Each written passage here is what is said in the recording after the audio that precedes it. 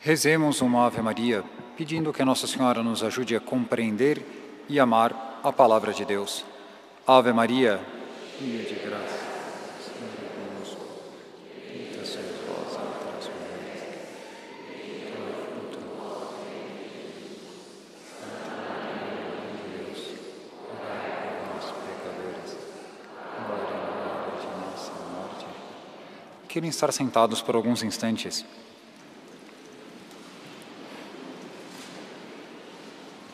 Eu sei que todos talvez gostem de trabalhar, mas todos também gostam de vez em quando tirar férias. Isso é um sentimento universal. Não somos só nós brasileiros que gostamos de tirar férias, mas em todos os países do mundo, inclusive na Alemanha. Uma moça alemã, jovem ainda, 23, 24 anos, estava no momento de férias. Ela morava em Treveris, na Alemanha. Fica quase na fronteira com Luxemburgo, perto da Bélgica, da França. E ela estava em férias na própria Alemanha, com paisagens lindíssimas. Como ela gostava de sossego, as férias dela eram vendo lagos e bosques alemães, lendo livros e hospedada em casa religiosa. De fato, no futuro, esta moça seria uma religiosa. Ela se tornou também uma religiosa. Outubro de 1937. Está em plenas férias, lendo coisas magníficas, contemplando uma paisagem muito bela, recebe a carta de sua mãe. A sua amiga, aquela que trabalha no escritório com você, ela morreu num acidente de carro. Ela morreu num acidente de carro. E começou a lembrar e meditar sobre a amiga. Uma jovem também, dos seus 20 e poucos anos, e ela mesma descreve, muito bela, com aqueles olhos azuis penetrantes, um nariz afinalado e de uma personalidade muito amena, a não ser quando se falava de Deus. E ela ficava irritada. Ela se casou e foi para um bairro muito melhor do que o dela. E agora ela recebe a notícia de que a amiga tinha sofrido um acidente de carro com o esposo. Estavam na autoestrada, jogaram um farol alto, o esposo perdeu o controle e ambos morreram. Passa-se o tempo e essa amiga teve um fato místico, no qual ela encontrou a carta com a própria letra do punho que trabalhava com ela no escritório, e ela reconheceu a letra. Trabalhavam juntas já há alguns anos, uns 4 anos. E era nada mais, nada menos, uma carta enviada pela sua amiga que tinha sido condenada ao inferno. E que lhe diz que ela só escreve por mandato de Deus, porque ela queria que ela também estivesse no inferno, pois no inferno ninguém ama ninguém. Essa carta existe até hoje. É conhecido como Carta do Além. Podem pesquisar que irão encontrar. É curta. E essa carta nós só soubemos dela no dia da morte desta freira, porque ela entrou para o convento, se tornou freira e nunca revelou a ninguém a existência dessa carta. Nós sabemos porque ela deixou registrada em seus diários e depois tinha a própria carta. Só depois da morte dela, os sacerdotes teólogos alemães foram fazer um estudo e viram que não tinha absolutamente nada contra a doutrina católica. E com isso, a Diocese de Treveris começou a publicar essa carta, que foi traduzida em várias línguas e existe também em português. Carta do Além. Qual é o principal motivo antes de ela ir para o inferno? Está na própria carta. Tem a carta inteira, a vida dela. Mas na manhã em que ela foi condenada, ela diz, esta moça condenada, eu senti dentro de mim um anseio muito grande para assistir à missa. Já fazia muito tempo que eu não ia à missa. E eu disse um rotundo não.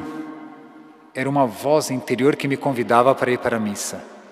Não, eu não vou. Eu vou aproveitar o meu dia, eu vou aproveitar o meu domingo. Ele está ensolarado, eu não vou para a missa. Eu quero aproveitar a vida. Eu sou jovem, tenho 20 e poucos anos e sou recém-casada. Foi o último diálogo com Deus. O próximo já era o juízo dela.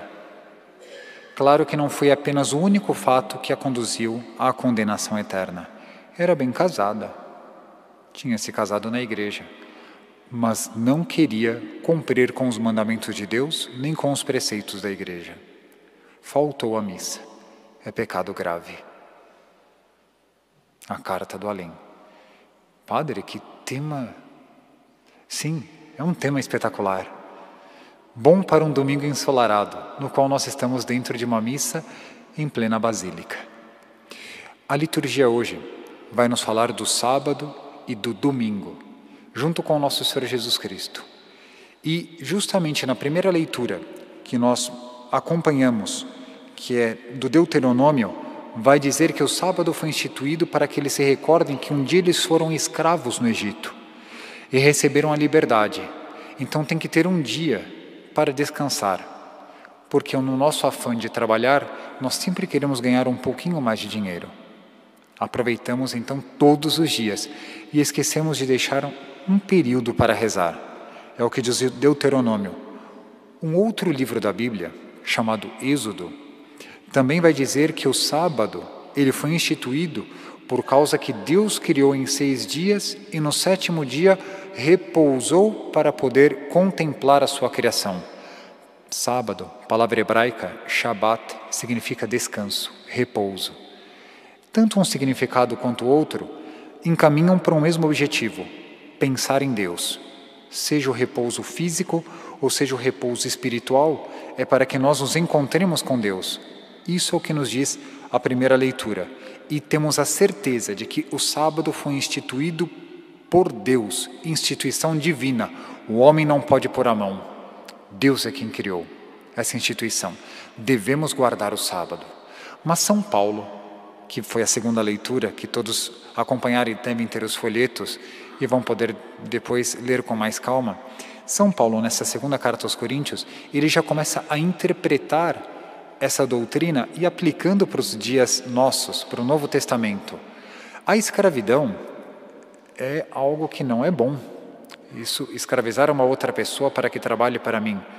No entanto, uma escravidão muito pior do que escravizar os braços de uma pessoa é ter uma escravidão moral. Eu posso ser escravo de meus próprios vícios. Eu posso ser escravo de uma bebedeira. Eu posso ser escravo da minha inveja. Como é difícil se libertar das correntes da inveja.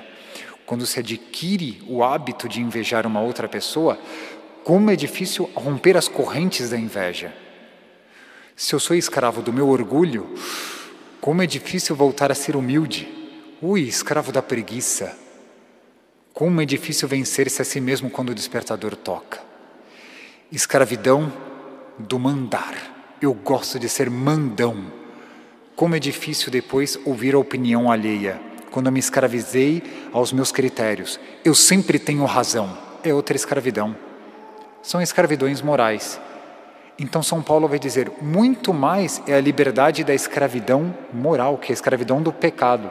Essa liberdade é muito mais interessante do que apenas estar preso nos pulsos.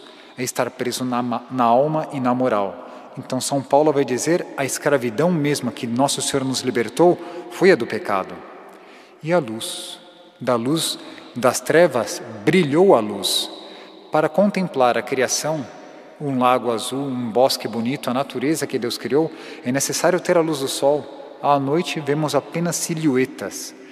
Mas São Paulo vai dizer, a verdadeira contemplação nossa, a luz que nós precisamos, é a luz da graça, porque está no texto que todos têm em mãos, para contemplar a face de Cristo. Então aqui está verdadeiramente o descanso. Quem quer descansar é aquele que não é escravo de seus vícios, de suas paixões e consegue contemplar a face de Cristo. Esse descansa, esse não vive cansado, vive descansado. Cansado vive aquele que está dentro do pecado, vive acabrunhado, vive sob o jugo do seu próprio pecado. Quando encosta a cabeça no travesseiro, não tem descanso. É o que nos diz São Paulo. Esse é o verdadeiro descanso.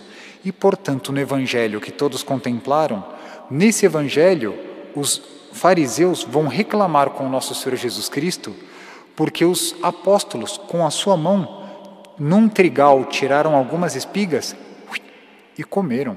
Eles estavam com fome. Por causa da evangelização, não tinham tempo nem de parar para comer. Nosso Senhor não parava. Ia para a próxima cidade, novos milagres, novos sermões, novos discursos, novas curas. O que dava para fazer é, enquanto caminha, puxa um pouco de trigo e joga na boca. Isso era permitido pela lei. Não era roubo. Só o que pegava com uma mão. Com duas já começamos a duvidar de um pequeno roubo. O que podia vir numa só mão, podia jogar a boca enquanto andava. Isso era permitido. E eles vão dizer, estão rompendo o sábado, criado por Deus. Eles foram reclamar com o Deus que criou o sábado, Jesus Cristo. Tanto que vão ver que logo depois ele vai a uma sinagoga e ali tem um homem da mão seca e ele opera a cura da mão seca.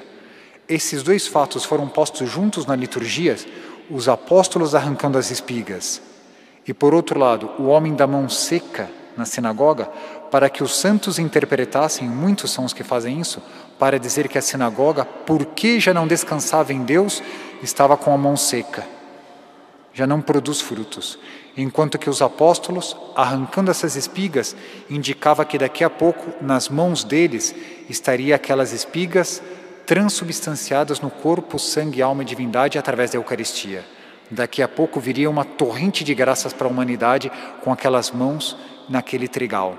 São as interpretações que os santos dão a respeito deste trecho do Evangelho. Ora, Nosso Senhor vai dizer para os fariseus, eu sou o Senhor do sábado, também do sábado, também do sábado. O Criador do sábado, daquele descanso, é Jesus Cristo. E, portanto, os apóstolos, estando com Jesus Cristo, estão cumprindo com o sábado, estão olhando para a face de Deus, olhando para nosso Senhor Jesus Cristo. Quem se afasta de Deus pode ser qualquer dia da semana, esse dia é perdido em suas vidas. Então, tudo isso nós aprendemos a partir desta leitura do Evangelho. Qual era o pecado desses fariseus? Eles se prenderam à materialidade do sábado. O que isso quer dizer? O sábado, e esqueceram-se do Deus. Veja só que interessante. Um homem, um chanceler da Inglaterra no século XVI, mais propriamente 1535, santo canonizado pela Igreja, São Tomás Moros. Ele estava na Inglaterra e porque ele não quis ceder aos desvios morais de seu rei, Henrique VIII, que queria promulgar o divórcio em seu reino, e ele manteve a postura católica, e com isso Henrique VIII separou a Inglaterra da Igreja Católica, fundando o anglicanismo, uma rama do protestantismo. São Tomás Moros, como outros tantos santos, não aceitaram e ficaram com a Igreja Católica. Foi morto, foi decapitado por amor à verdadeira doutrina, por amor a Deus, a Jesus Cristo. Ele estava preso na Torre de Londres, antes de ser decapitado. Só que ele não podia mais assistir missa. A missa estava proibida no reino. Ele estava preso. Mas, como era um nobre, um chanceler, que estava preso, um preso político, estava ali com algumas de suas roupas. Todos os domingos ele colocava o melhor traje dele e fazia meditações acerca de Nosso Senhor Jesus Cristo e acerca da Santa Igreja Católica. E perguntaram, Moros, por que você coloca o seu melhor traje se você está preso? Hoje é domingo. Hoje é o dia do Senhor. Ainda que eu esteja preso, o meu melhor traje nunca foi para os homens, sempre foi para Deus. Ele cumpria com o preceito dominical preso na Torre de Londres. Hoje nós podemos rezar para ele, porque ele é um santo canonizado. São Tomás Moros, rogai por nós. Quantos outros santos nós poderíamos citar? Portanto, a passagem do sábado para o domingo se deveu à ressurreição de nosso Senhor Jesus Cristo. Morreu numa sexta-feira santa, o sábado santo, hoje em dia devotado a Nossa Senhora, porque foi aquela que manteve a fé acesa em pleno sábado, e domingo, conhecido como Dia do Senhor, domingo. É hoje que nós reservamos esse dia para vir à missa. A missa, portanto, é um preceito, diz-nos o Catecismo da Igreja Católica, que é um preceito sob pena de pecado grave. se eu descumprir com esse preceito. Deus nos deu 7 dias. 1 Ele reservou para Ele e 6 nós podemos fazer tantas coisas, tantos trabalhos. Por que Deus reservou este dia para Ele? Na verdade, é só o domingo de Deus? Não. O sábado é também de Deus. O domingo é de Deus. A segunda-feira também é de Deus. Assim como a terça, a quarta, a quinta e sexta. Todos os dias são do Senhor. Mas no domingo, especialmente, neste dia, eu não posso cometer pecados, porque é o dia do Senhor. Ah, mas é o dia que eu não trabalho, então eu vou ter folga, então eu vou praticar a virtude, porque é o dia do Senhor. Senão eu vou terminar colocando o domingo como o dia do pecado. Eu trabalho 6 dias e depois eu tenho o dia do pecado, que é o domingo. Jamais. É o dia do Senhor. Eu devo praticar, sobretudo no domingo, a virtude. Mas então eu não posso ter um prazer lícito, um lazer? Claro que sim. Nunca longe de Deus, como nos ensinou a Carta do Além. Nunca longe de Deus. Já se propuseram isso? Vão fazer uma viagem. Vão tirar férias. Quem já pensou, no momento em que vai tirar férias, de pesquisar antes onde são os locais onde eu poderia assistir missa? Os arautos fazem isso.